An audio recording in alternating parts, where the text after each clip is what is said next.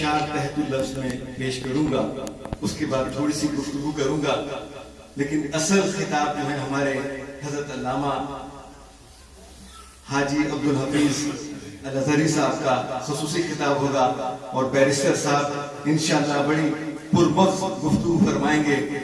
میں نے بھی سننا ہے، آپ لوگوں نے بھی سننا ہے، اور اس کے لیے ہم تیار رہیں گے انشاءاللہ۔ جم کر بیٹھیے اور بڑے ہی خوبصورت خطابات سننے کو آپ کو ملیں گے۔ محبت سے درود پاک نظر میں صلی اللہ علیہ یا رسول اللہ وسلم علیہ یا رسول اللہ صلی اللہ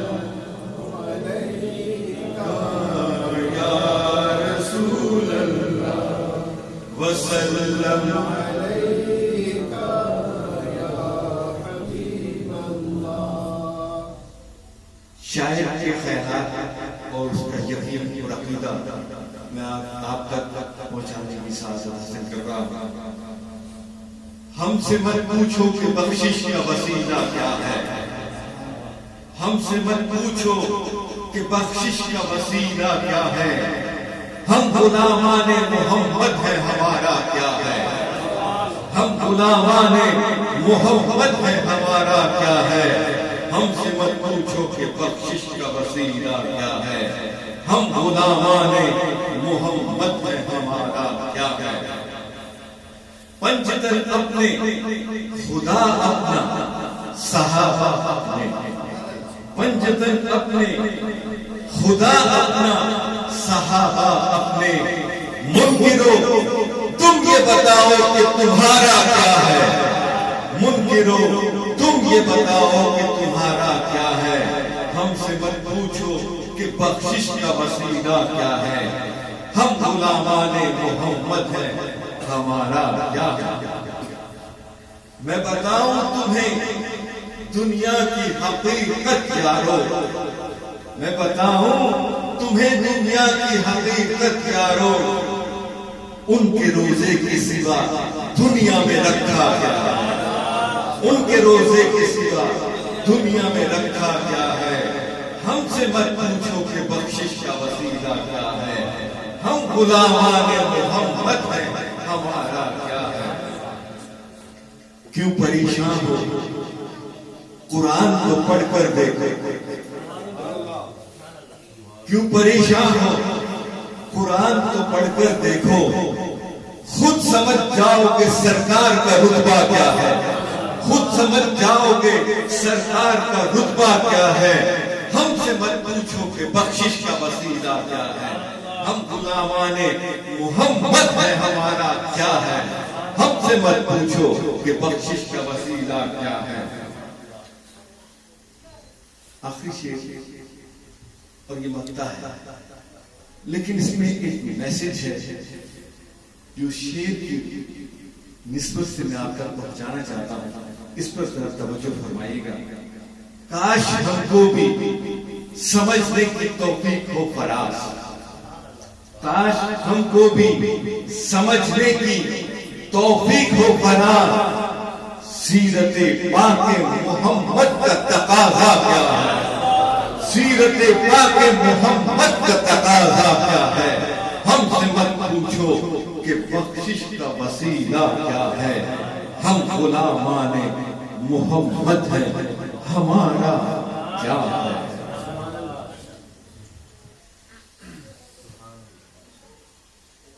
آج کی یہ بابرکت روحانی تقریب خاتم الانبیاء سید المرسلین محمد مصطفیٰ صلی اللہ تعالی علیہ وسلم کے جشن ولادت پاک کی خوشی میں منعقد کی گئی ہے، اور یہ سلسلہ عالیہ عظیمیہ کی زیر سرپرستی مراد بحال ویانا اور مراد بحال ہالینڈ کی مشترکہ کوششوں سے اس کا اہتمام کیا گیا ہے۔ اس میلاد پاک کے موقع پر میں چند گزارشات پیش کرنے کی سعادت حاصل کر رہا ہوں۔ اگر ہم غور فرمائیں تو قرآن مجید فرقان حمید سے ہمیں یہ پتہ چلتا ہے کہ جب حضرت ابراہیم علیہ السلام اپنے صاحبزادے حضرت اسماعیل علیہ السلام کے ساتھ کعبہ کی تعمیر میں مصروف تھے تو آپ نے حضرت ابراہیم علیہ السلام نے اللہ سے دعا کی کہ اے رب العزت ہم میں سے اور ہمیں لوگوں میں سے ایک رسول بنا کر بھیج کہ جو تیری کتاب و حکمت کی باتیں بتائے اور تزکیہ نفس کرے۔ اس کے جواب میں اسی قرآن مجید میں اللہ رب العزت نے ارشاد فرمایا کہ ہم نے مومنوں پر احسان کیا کہ ہم نے مومنوں پر احسان کیا کہ ہم نے انہی میں سے ایک رسول بنا کر بھیج دیا کہ جو کتاب و حکمت کی باتیں بتائے گا اور تزکیہ نفس کرے گا۔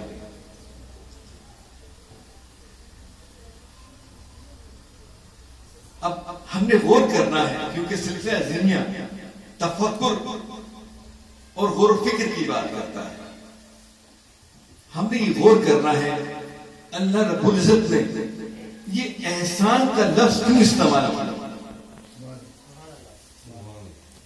احسان کا لفظ کیوں استعمال کیا۔ اس سے پہلے اللہ رب العزت نے ہمیں ہزاروں نعمتوں سے نوازا، بے شمار، اس کا ہم حساب بھی نہیں کر سکتے۔ اللہ رب العزت نے ہمیں اتنی نعمتوں سے نوازا لیکن کبھی بھی احسان نہیں جتایا۔ اور احسان کب جتایا جاتا ہے؟ دنیاوی طور پر بھی دیکھ لیں آپ کہ جب کسی پر بہت بڑا احسان کیا جائے تو پھر بار بار کہا جاتا ہے کہ میں نے اس پر احسان کیا تھا، میں نے اس پر احسان کیا تھا۔ تو یہیں پر اللہ رب العزت ارشاد فرما رہے ہیں کہ میں نے مومنوں پر احسان کیا۔ آپ دیکھ لیں اللہ رب العزت نے ہمیں زندگی دی، اس زندگی کو متحرک رکھنے کے لیے ہمیں تمام جسمانی اعضاء عطا فرمائے، لیکن احسان کی بات نہیں کی، احسان نہیں جتایا۔ ہم ایک مثال لے لیتے ہیں، دوسری طرف ہم نہیں جاتے، ہم آنکھ کی مثال لے لیتے ہیں۔ اللہ رب العزت نے ہمیں آنکھیں عطا فرمائی کہ جو اللہ رب العزت کی کائنات کو ہم دیکھ سکیں، اللہ رب العزت کی کائنات کی رنگینیوں کو دیکھ سکیں۔ ہم جب دیکھتے ہیں ان آنکھوں سے تو اللہ رب العزت کا شکر بھی ادا کرتے ہیں، اس کے سامنے سجدہ ریز ہو جاتے ہیں۔ لیکن جن کے پاس آنکھیں ہیں وہ تو اللہ کی کائنات کو دیکھ سکتے ہیں، لیکن جن کے پاس آنکھیں نہیں ہیں ان سے آنکھوں کی اہمیت کا آپ پوچھ سکتے ہیں کہ آنکھیں ان کے لیے کتنی ضروری ہیں۔ اگر آنکھیں نہ ہو تو اللہ کی کائنات کو ہم دیکھ نہیں سکتے۔ تو اللہ رب العزت نے اتنا اہم جسمانی عضو ہمیں عطا فرمایا، باقی سبھی جو ہے اعضاء جو ہے وہ ضروری ہیں، لیکن آنکھ بہت ضروری ہے۔ لیکن اللہ رب العزت نے تمام جسمانی اعضاء عطا فرمائے لیکن احسان نہیں جتلایا۔ لیکن جب باری آئی اپنے محبوب مکرم خاتم الانبیاء سید المرسلین کی، آپ کو جب اس دنیا میں مبعوث فرمایا، آپ کی تشریف آوری پر اللہ رب العزت نے ارشاد فرمایا کہ میں نے مومنوں پر احسان کیا کہ میں نے اپنا محبوب آپ کو دے دیا۔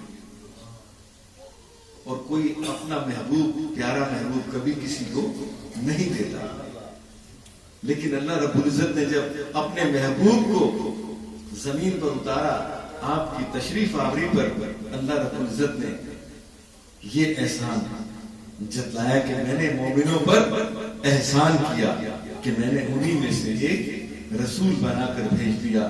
تو آج اسی باقی نعمتیں ہیں لیکن حضور کی تشریف آوری نعمت عظما ہے ہمارے لیے، نعمت عظما ہے۔ اور دیکھا جائے تو یہ میلاد مصطفیٰ جو ہم مناتے ہیں، دوسری عیدیں بہت ہیں، عید الفطر بھی ہے، عید الاضحیٰ بھی ہے، لیکن ہم مومنوں کی اصل عید یہی ہے جس دن حضور اس دنیا میں تشریف لائے۔ آپ کی تشریف آوری پر ہم خوشیاں مناتے ہیں، جشن مناتے ہیں۔ آج بھی یہ پروگرام اسی سلسلے کی ایک کڑی ہے۔ اللہ رب العزت ہمیں حضور سے محبت کرنے کی اور ان کی تعلیمات پر، آپ صلی اللہ علیہ وسلم کی تعلیمات پر عمل کرنے کی توفیق عطا فرمائے، توفیق عطا فرمائے۔ اور اسی پر اللہ رب العزت نے ختم نہیں کیا۔ پہلے رسول آئے، نبی آئے، پیغمبر آئے، خاص قوموں پر، کسی کے لیے، یعنی ہر قوم کے لیے الگ نبی آتا۔ اس کو شاعر نے بڑا خوب بیان کیا ہے، بہت سے انبیاء آئے کسی کے لیے، بہت سے انبیاء آئے کسی کے لیے، میرے رسول جو آئے تو ہر کسی کے لیے، میرے رسول جو آئے تو ہر کسی کے لیے۔ نماز عشق مکمل نہیں رسول کے بغیر، نماز عشق مکمل نہیں رسول کے بغیر، کہ ان کا ذکر بھی لازم ہے بندگی کے لیے، کہ ان کا ذکر بھی لازم ہے بندگی کے لیے۔ اور اس پر بھی اللہ تعالیٰ نے بس نہیں کی۔ سورہ انبیاء